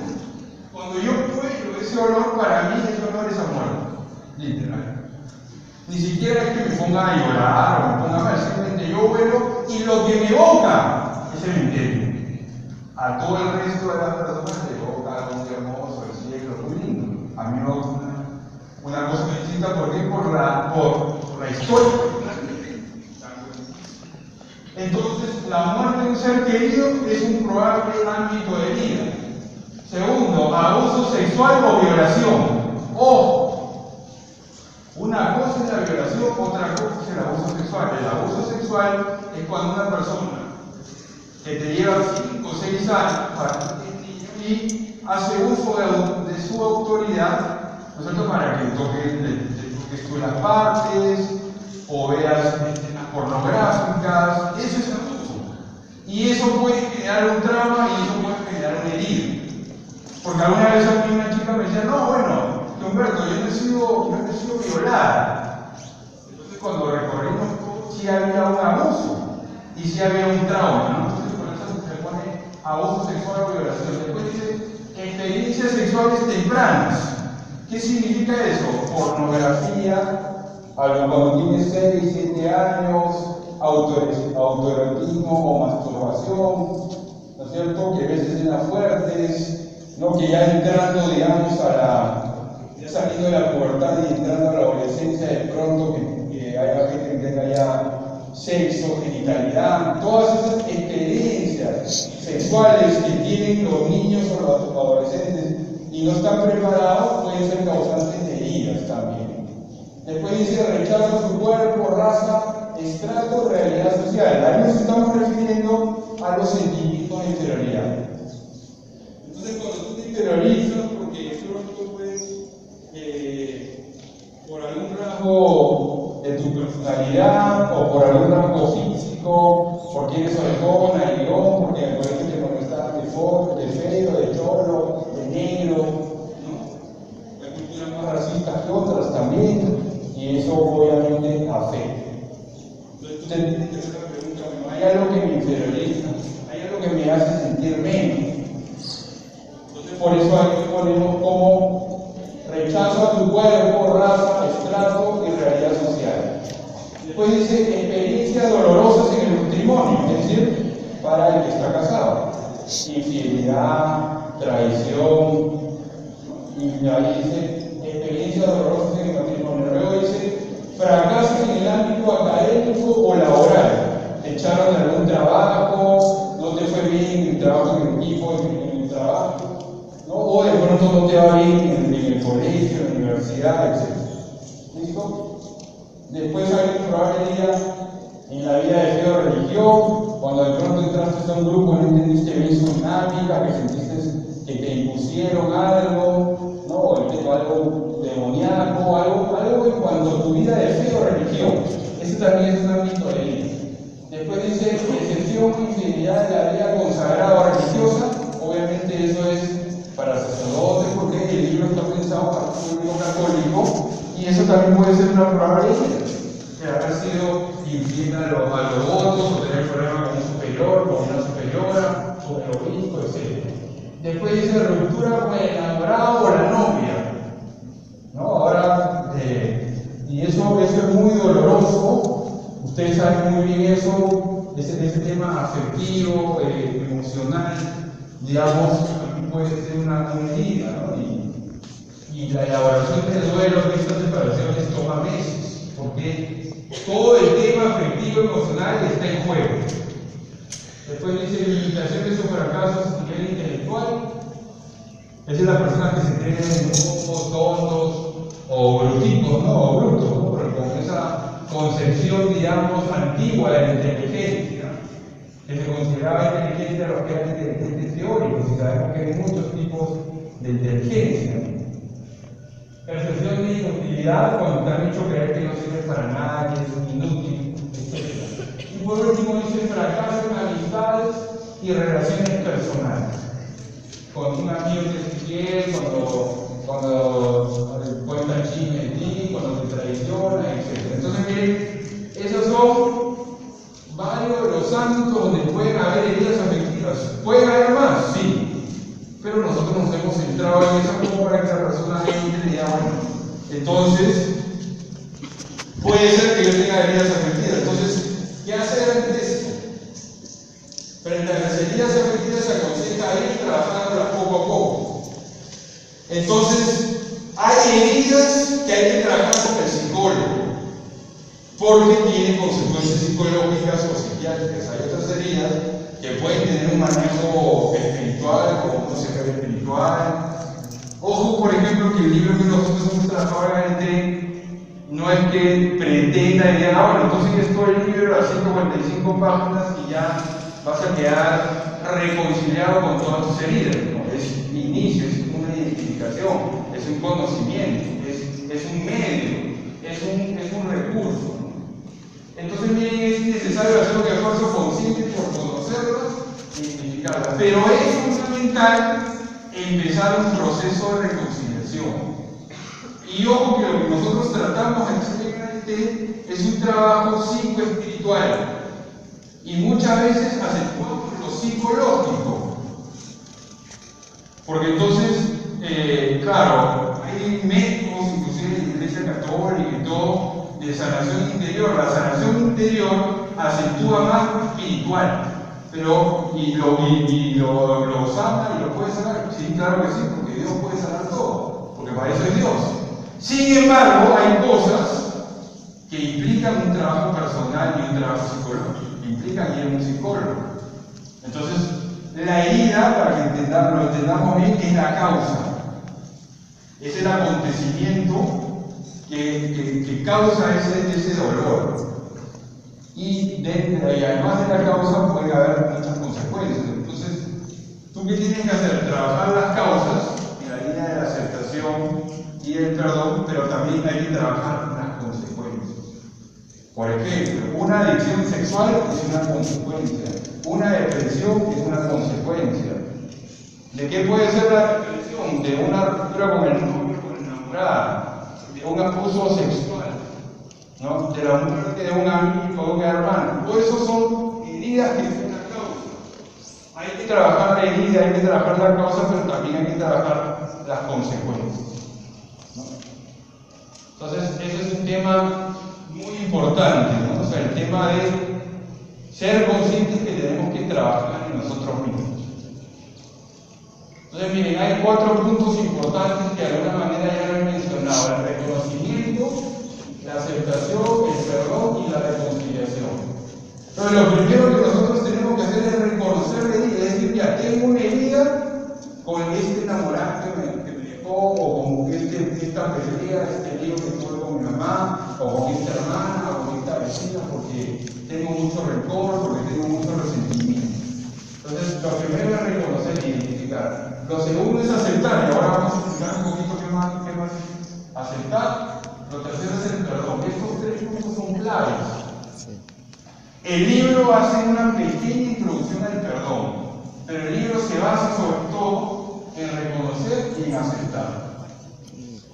Entonces, vamos a ver, y como voy a ir cerrando y dar un tiempo para preguntas, porque acaso si hay algunos temas más personales, yo me quedo acá un momentico para que quieren preguntarme alguna cosa. Entonces, tengo una aceptación personal. Ojo que miren, aceptar por aceptación personal no significa estar de acuerdo. Aceptar es asumir que ese hecho se dio. Es aceptar que hace 10 años se me comenzó a caer el pelo, que fue antes. ¿Qué saco yo implantándome pelo? te hago la plaza. Esa apoyo con uno no misionero, aunque una vez encontré un obispo por ahí. Gorra, chato, gorra. A mí no personalmente me un poquito de libro, pero más barato me sale aceptar. Por ello, sino porque la aceptación personal implica que yo asuma que ese es mi regalo, y en mi caso no hay manera de que yo no sea calvo, por el lado paterno y materno, o sea, no hay manera. Entonces, ¿de qué se trata? De aceptarme, de asumirme, de decir, efectivamente soy así, efectivamente pasó esa destrucción, ese divorcio, esa separación, esa muerte. Por eso aquí dice, la autoaceptación consiste en admitir y reconocer todas las partes de sí como un hecho, como la forma de ser. La autoaceptación consiste en admitir y reconocer todas las partes de sí mismo como un hecho, como la forma de ser, pensar, sentir y actuar de sí. Entonces la aceptación es asumir que se da, pero hay cosas con las que de pronto no voy a estar de acuerdo.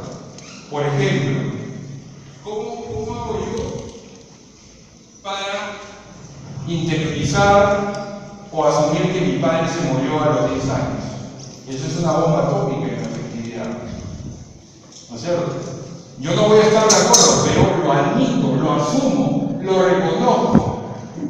La señora que viene preocupada porque su hijo le ha dicho que tiene atracción por el mismo sexo, desde su moral, desde su ética, ella dice, yo no acepto eso.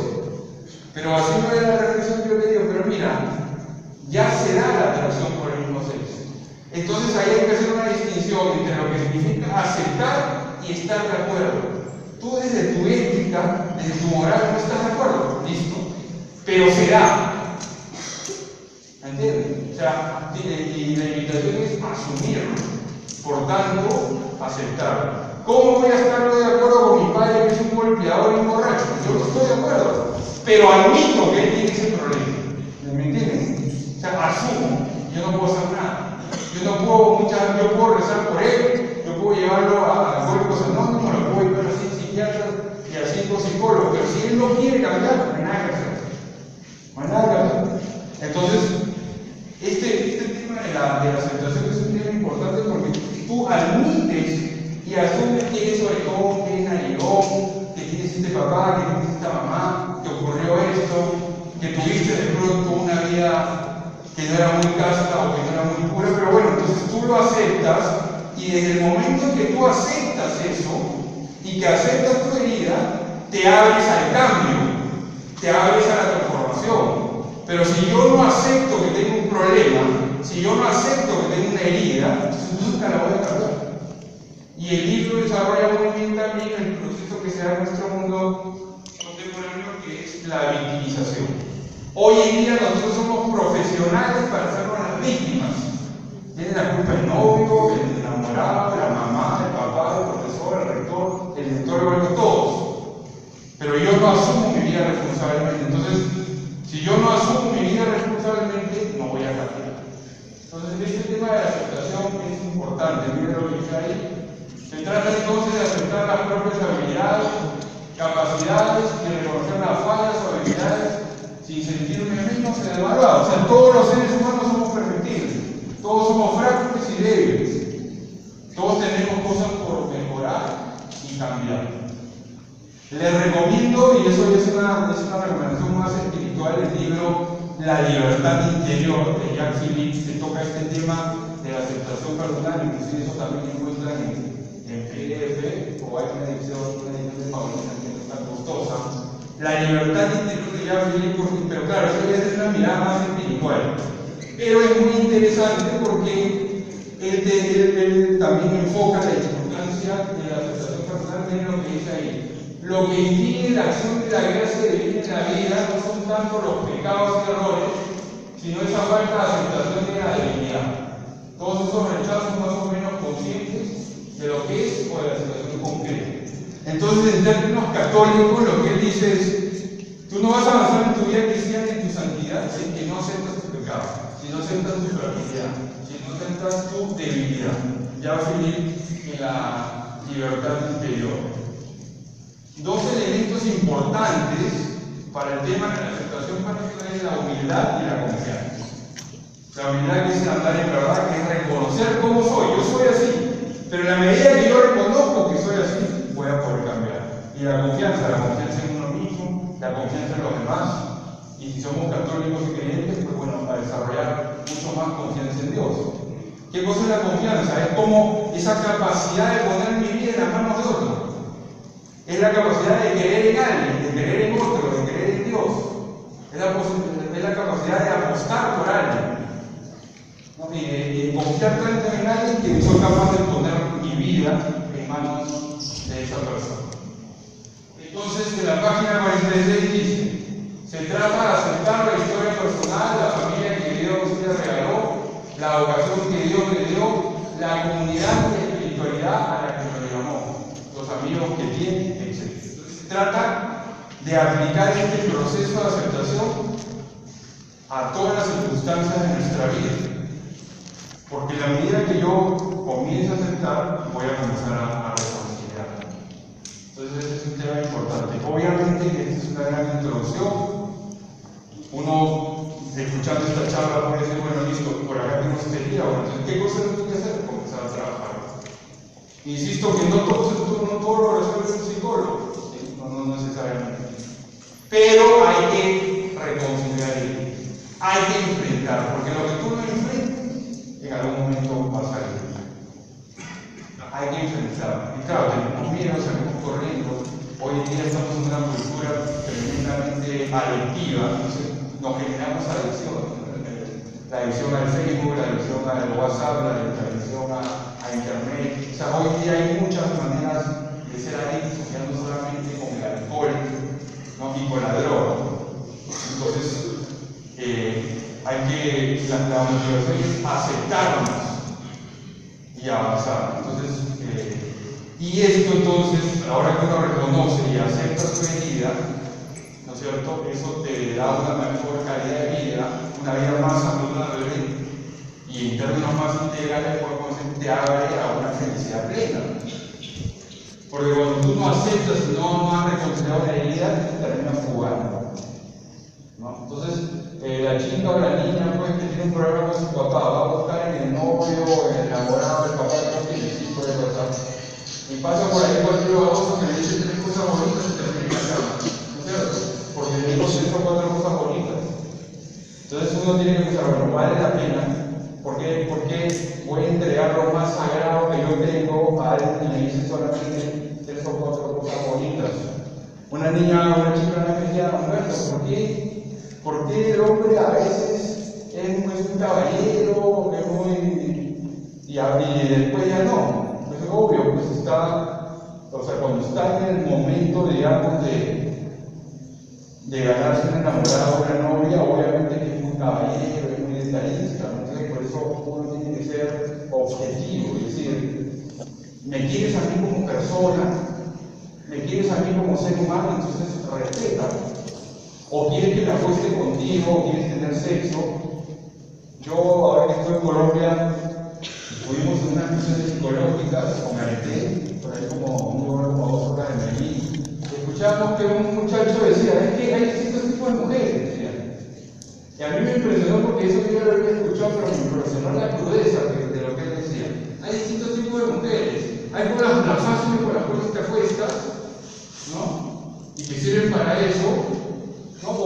Y la otra es con la que tú buscas algo serio, será tu esposa, o para la cual tú quieres buscar algo serio. Entonces, en el imaginario del varón, del hombre, está eso. Seguramente la mujer también tendrá su propia jerarquía o su propia manera de ver las cosas. Pero claro, el tema con el hombre es que el hombre es más carnal, es más erótico. El hombre, por definición, se fija más en lo sexual, en lo carnal. La mujer busca más lo afectivo. La mujer busca la relación, ¿no?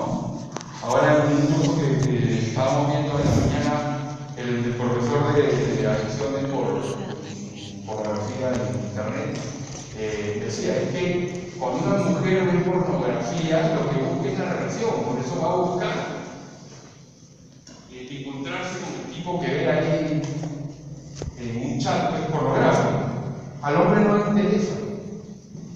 El hombre puede tener sexo con una chica y no sabe ni su nombre, no le interesa muchas veces. Entonces, tenemos que irnos situando en todo eso. Entonces, si ustedes vienen aquí invitados por la opción B, porque vienen preocupados o porque vienen adelantes para vivir, digamos, esta versión, que para mucha gente ya pasó de moda o está vuelta a recoger, o es de la época de la Edad Media, digamos, la castidad, ¿no es cierto? Y muy bien que hayan venido y los felicito. Claro, están tratando de vivir esa virtud, muy bien, y es muy valioso y muy importante, pero entonces hay que poner remedios. Porque mi sexualidad, mi genitalidad, muchas veces, mi vivencia de la castidad, consecuencia de mi madurez afectiva. Y ese es el tema. Inclusive yo puedo decir mi celibato como consagrado, que yo sea fiel, o que una persona sea fiel en su matrimonio, o un cura sea fiel a su celibato, depende, en muchos casos, por un lado de la apertura de la gracia de Dios, pero en términos humanos, de su madurez afectiva. El celibato por la fidelidad del matrimonio es consecuencia de la madurez afectiva. Entonces, ese es un punto que hay que trabajar, que lo tenemos muy descuidado. Manuel Roca dice, estamos en una cultura, en una sociedad del desencuentro, ¿no? Del egoísmo, del egocentrismo.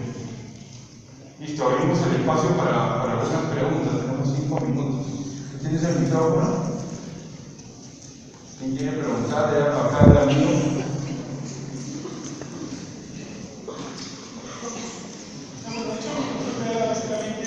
¿Qué tanto puede, aparte de la realidad familiar, qué tanto puede afectar el tema de una relación la enamorada o enamorada anterior? O sea, el hecho que genera unos parámetros, ya sea el hombre o la mujer, ¿qué tan bueno puede ser eso para una situación cultural? Son unos parámetros de yo busco determinado tipo de persona. Sí, no, yo creo que muchas veces el hombre es proyectivo, nosotros tenemos toda una realidad no consciente de la cual no nos damos cuenta, entonces uno va buscando a veces desde el hambre, desde la necesidad, de la carencia, por eso es importante, y he insistido en la madurez, en la reflexión. ¿Qué estoy buscando en esta chica? ¿Qué estoy buscando en este muchacho? ¿No? Y cuando uno ya se mete al tema sexual genital, en un sentido se complica la vida, porque eso genera dependencia. O sea, cuando tú tienes sexo con una persona, inclusive a nivel físico, hay una unión. Que cuando hay ya una separación, eso duele más, y eso es físico, psicológico y espiritual. Por eso la importancia de la madurez, y por eso también la importancia de la reflexión, de pensar. No llegar a un enamoramiento simplemente por un atractivo físico, y más complicado todavía llegar a relaciones sexuales sin una madurez, sin una preparación. Pues claro, ahí está un contracorriente, de todas maneras, ¿no? Porque ahora piensas a pensar así es raro. No digo que yo esté de acuerdo con eso, pero eso es lo que saliendo acá te dice. Otra pregunta, por ejemplo. Sí. Buenas noches. En algún momento me comentaron que las heridas, como tal, se producen en la etapa de 0, incluso en la etapa gestacional también, hasta los 8 años, y que los sucesos que nos marcan después de esta edad, pues solamente refuerzan heridas que sucedieron en esa etapa, ¿no? Hasta los 13 años. O sea, lo que se dice es que tu carácter o tu personalidad se forma de 0 a los 6 años. Pero, ojo, hay que tomar en cuenta que la psicología es muy determinista, la psicología contemporánea. Si tú analizas un poquito lo que es el psicoanálisis prácticamente es una religión. O sea, tiene dogmas. ¿Ya? Y la psicología contemporánea es muy dogmática y es muy determinista. Entonces yo te digo, sí, a mí se formó mi carácter a los 6 años, sí, pero a los 8 hubo un evento importante, a los 10 la muerte de mi padre también es importante. Entonces, yo diría que la personalidad se forma en esos años, Pero yo no diría que solamente las heridas, porque hay heridas que se pueden dar en cualquier momento de tu vida. ¿Me entiendes? Creo que es distinto la formación del carácter o personalidad a lo que son las heridas. Y ojo que no hay que ser deterministas en el sentido de que de todas maneras van a ser así. Puede ser que sí. Por eso yo digo que esos son ámbitos donde te pueden dar heridas. Y por eso yo no estoy tratando de inventar heridas, pero de todas maneras tiene que haber heridas. Tiene que mira, sí. Puede ser que no tengas heridas, pero yo le dije, sería raro, ¿no? Pero de poder se puede. Porque ¿quién seré yo para inventarte una herida? Otra pregunta. Quería preguntar acerca de cuándo es el punto de quiebre o el momento en que tienen que buscar ayuda de un psicólogo, psiquiatra o ayuda espiritual también. Es que mira, el tema es cuando tú ves que hay cosas, por ejemplo, una tristeza que ya te dura pues 15 días, que ya no puedes dormir bien, que ya hay un insomnio, o que hay una ansiedad que no puedes manejar. O sea, yo diría que cuando la persona comienza a tener algunos rasgos ya más patológicos, o por ejemplo, por ignorancia, a veces nosotros decimos, viene mi hermano y me dice que quiere suicidarse, yo digo, no, está tratando de llamar la atención. No necesariamente, porque de pronto sí es una ideación suicida, que hay que evaluar. Pero eso, como tú no eres psicólogo, el otro psicólogo no lo sabe, entonces decimos, bueno, vamos al psicólogo, claro. Todavía hay gente que piensa que ir al psicólogo es para locos. Todavía hay gente que piensa así. Pero es que en el fondo esa mente defensiva ante eso, en el fondo no quiere tratarse, en el fondo no se acepta. Entonces yo diría que cuando hay cosas que son un poquito más patológicas, que ya están perdurando en el tiempo, que no te están dando una vida saludable, ¿no? Que por ejemplo no puedes dormir, que no te relacionas con la gente, o que sobre reaccionas, que eres muy iracunda, que eres poco asertiva. Entonces eso dice, mira. Entonces hay otras culturas como la de Buenos Aires, de la Argentina, donde el psicoanálisis llegó ahí hace mucho a principios del siglo XX, por influencia directa de unos discípulos de Freud que llegaron ahí en el 1900, donde es normal ver como ir al médico, por esa influencia. Entonces, porque ¿qué pasa? Uno va al psicólogo para conocerse, uno va al psicólogo para encontrar orientación profesional, uno va al psicólogo para trabajar la asertividad, inteligencia emocional.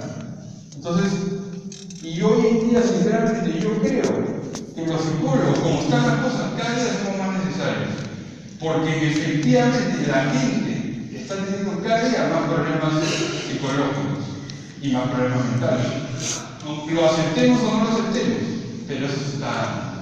Basta que tú revises las tasas de las estadísticas de suicidio, por ejemplo. O sea, por alguna razón la gente se deprime bastante y por una razón la gente ya está ansiosa. El estrés del mundo, el conseguir plata, tener que darle la salud a tus hijos o pagar la tarjeta de crédito. O sea, todo eso estamos metidos en un mundo, en una sociedad de consumo que nos están obligando a hacer cosas que no queremos.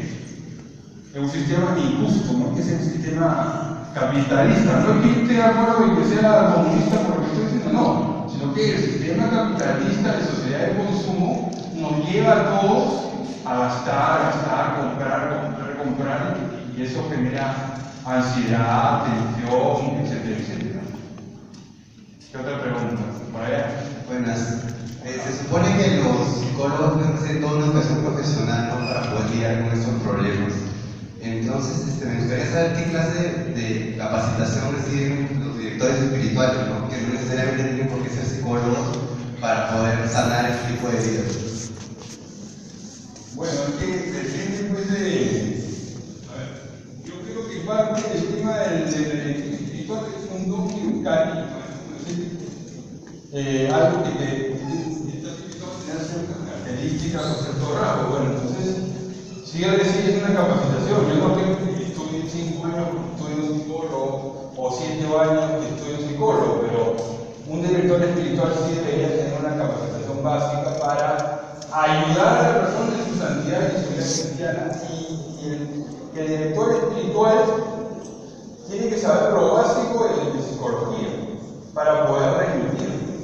Yo como consagrado, digamos, bueno, ahora soy psicólogo y ejerzo la psicología, pero también en algunos casos soy consejero espiritual, pero entonces yo tengo que distinguir los dos roles. Este es mi rol de consejero, que busco la santidad de la persona. En mi rol como psicólogo, yo busco que la persona se conozca, se encuentre consigo mismo, reconcilie sus heridas, se maneje psicológicamente para que se abra a Dios, o para que sea feliz, o para que tenga una vida saludable, pero son roles distintos. Entonces, yo creo que si tú necesitas un consejero, un director espiritual, bueno, uno va averiguando, viendo pues la sabiduría del sacerdote o del consagrado, conocimientos, experiencias, pero yo creo que sí, efectivamente es un rol que necesita una capacitación y un entrenamiento, pero sobre todo en el caso del director espiritual también una vida espiritual sólida, porque está llevando a las personas a la santidad. ¿Sí, alguien más? Sí. Buenas noches. Yo quería una consulta en lo que es más, digamos, mi pregunta va más a cuando uno lleva un matrimonio y ha habido algunas heridas, qué sé yo, y en el transcurso de los años yo pienso que he perdonado, asumo mis heridas, no sé si realmente he perdonado o quisiera saber cuándo me doy cuenta que he perdonado. A ver, yo creo que el primer paso es la aceptación. Tú puedes aceptar que el hecho ocurrió, ese es el primero reconocer. Decir, bueno, mi papá se murió. Segundo, acepto que mi papá se murió. El tercero, ya es un paso un poquito más complicado, que es el perdón. Mira, ahí yo creo que tienes que evaluar como un poco, decir, ya, si yo perdoné, a ver qué consecuencias hay. Efectivamente, yo puedo hablar libremente con esa persona. Yo me siento feliz, estoy tranquilo, siento paz. O cuando me hablan como me hablan de esa persona, cuando lo veo, no lo puedo ni ver, hacer resentimiento. O sea, tú tienes que ver como las consecuencias, ¿no? O sea, la conducta, el comportamiento, las consecuencias. Pero por otro lado también puedes ver, digamos, tus sentimientos. Porque si tú cuando ves a la persona que dice que has perdonado, te sientes mal, te sientes triste, sientes mucho resentimiento, pero tienes que ir mirando con objetividad y que alguien te ayude, porque los seres humanos somos muy subjetivos o subjetivistas, ¿no? Entonces a veces creemos que, pero no. Dos preguntas más, ¿listo? Porque ya estamos hablando. Una consulta, buenas noches. Quisiera saber si se podría precisar cuántas personas de 10 o qué porcentaje la gente común tiene una herida emocional y cuántas personas en la iglesia o van a la iglesia porque tienen una herida emocional para una búsqueda de sanación. Mira, el porcentaje, no sé, yo diría que toda persona puede tener una herida.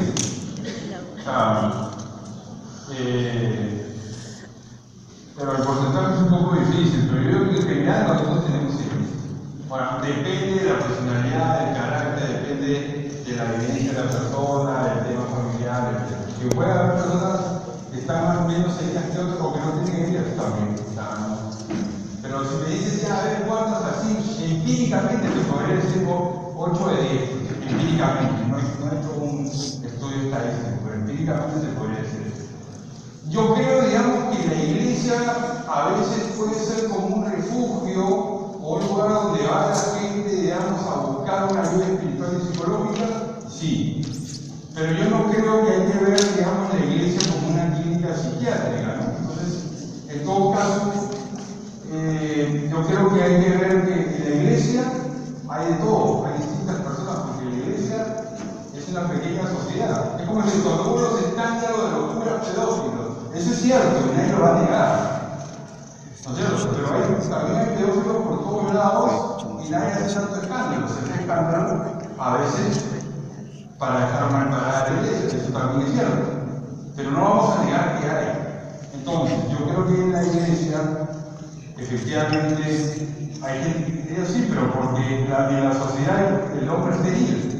No solamente es porque todos todos los heridos, digamos, nos concentremos en la iglesia. O sea, no creo que sea solamente eso. Entonces, porque la gente, el testimonio de la iglesia de tantos santos, de tanta gente, digamos, virtuosa, es un testimonio nuestro.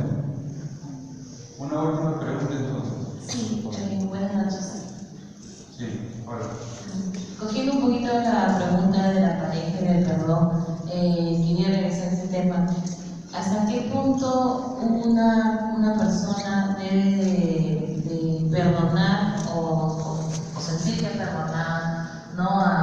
De repente algún incidente o alguna falta de respeto, exceso quizás, ¿no? Ocasional? ¿Y qué, hasta qué punto uno debe de perdonar, ¿no? Porque siente que esas heridas sean también digamos, solucionado, ¿no? ¿Cuál es el límite, ¿no? En una relación, digamos, en lo que se debe de perdonar? Sí. Y, bueno. Voy a contestar y ya va a ser la última también, si me acercan y yo les resuelvo aquí ya para que ya haya acabado. Pero yo me quedo aquí por si alguien me queda alguna pregunta que tienen que preguntar. Pero mira, es interesante lo que tú dices. Es que mira, tú estás invitado a perdonar, nadie te obliga a perdonar.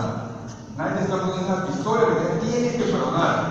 Yo creo que hay que ir en contra de eso del deber de tener, porque el deber de tener tiene un límite. Yo creo que nuestra norma tiene que ser que somos invitados a amar, somos invitados a perdonar, pero nadie nos obliga. Si tú eres católica, recordarás pues, que el Señor dice que hay que vivir el perdón y que hay que perdonar hasta 70 veces 7. Y recordemos nosotros que en la Biblia el número 7 significa la perfección, o sea que eso es infinito. Pero por ser menos católico, digamos, yo lo que digo es, si uno no vive el amor, si no vive el perdón, si no vive la aceptación personal, uno se cierra al amor. Lo que yo le decía a una niña el otro día que llegó en que no había hecho la elaboración de dolor porque había matado a su papá, odiando prácticamente a la señora que atropelló al papá que era una moto. Yo le decía, mira, hay amargura, hay rencor, hay resentimiento, te está cerrando al amor. ¿Qué va a ser más difícil que hables a un hombre, que hables a una familia? Porque hay una amargura, porque hay un resentimiento. Entonces, no se te impone nada, pero entonces el tema es la apertura a eso. Ahora, mira, tú puedes, pongámonos en este caso, el hombre es infiel a la mujer y a toda mujer, no solamente a una, sino a toda mujer le es muy difícil perdonar y le es muy difícil confiar, eso es muy complicado. Pero digamos que la mujer 5 o 6 veces lo perdona y la mujer perdonándolo en un momento le podría decir, ¿sabes qué? Hasta aquí nomás. Ojo, Humberto no está diciendo que ahora todo el mundo se divorcie y se separe, ojo, yo estoy diciendo eso. Yo estoy diciendo que tú en tu libertad, tú podrías decir hasta acá nomás. Como el día que tú conoces, por ejemplo, te enamoras de alguien, de un muchacho, que es muy bello, muy lindo, todo, pero que tiene un trastorno de ansiedad generalizada, o tiene un trastorno obsesivo compulsivo. Si tú lo sabes, tú puedes decir, yo lo quiero así, con todo. O con trastorno, yo quiero y yo sé que de pronto no voy a tener hijos, ya sé que de pronto lo voy a tener que mantener, sí, seguramente, yo conozco varias cosas así. Pero si tú lo haces por amor y porque quieres, porque nadie te ha obligado, tú lo puedes hacer. Lo mismo sucede. Tú puedes perdonar siempre, pero en un momento puedes decir, hasta acá nomás. ¿Me entiendes? Y no significa que lo odies para acabar la relación. Tú puedes decir, no, ya, yo lo perdono, yo te perdono, pero hasta acá nomás. Y tendrás que hacer el duelo, tendrás que vivir el perdón en otras circunstancias. Pero desde lo psicológico, cuando llega una pareja que se tiene problemas de comunicación, yo desde mi ética profesional, a la primera sesión, a la segunda sesión, no le puedo decir a la pareja que se divorcie, porque a mí no me han buscado para que yo lo divorcie. Ahí tenemos que ir al abogado. Yo soy como psicólogo, a mí me están buscando para que yo los ayude en su relación de pareja. Pero si llegamos a la quinta o sexta sesión, yo veo que el tipo es un tipo abusador, borracho, alcohólico, yo no te voy a decir que se divorcie, pero yo sí te voy a decir que considere esta situación. Tú tienes que decidir, ¿quieres o no quieres? Si tú quieres, decisión, tú desde tu moral, desde tu ética, desde tu decisión personal, lo puedes tomar, pero el caso es delicado. Porque como yo exijo a una persona que siga con un tipo que le pega 3 veces a la semana. Ahora, pero ahí, por ejemplo, estamos hablando de una dependencia emocional. Muchas veces, de pronto pelea con el tipo y se busca otro peor, o muy parecido, que también pasa. Eso lo contaba al inicio. Entonces, yo creo que uno perdonando y aceptando avanza mucho porque se habla del amor y de la felicidad plena, ¿no es cierto? Pero tú puedes decir, ya, pero me está haciendo daño y no estoy siendo feliz. Bueno, les agradezco mucho, que Dios los bendiga.